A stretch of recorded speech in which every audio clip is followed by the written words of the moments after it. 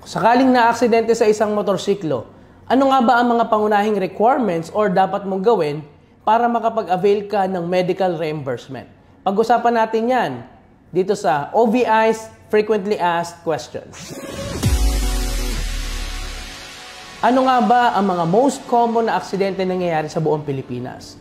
One of them is yung motor vehicle accident or yung motorcycle accident. Una, importante na meron kang police report na nag-i-indicate na ikaw ay nagmamaneho ng iyong motorsiklo gamit ng iyong protective helmet at ikaw ay merong lisensya, valid at hindi expired. Pangalawa, dapat ang iyong minamanehong motorsiklo ay rehistrado at meron kang dalang ORCR nito. Tandaan, ilan lamang ito sa mga pangunahing requirements na kailangan para makapag-submit ka at ma-process ang iyong medical reimbursement. Yung mga susunod, malalaman mo as you submit the initial requirements at i-guide ka naman ng ating customer care sa mga susunod na kailangan mo pang ibigay.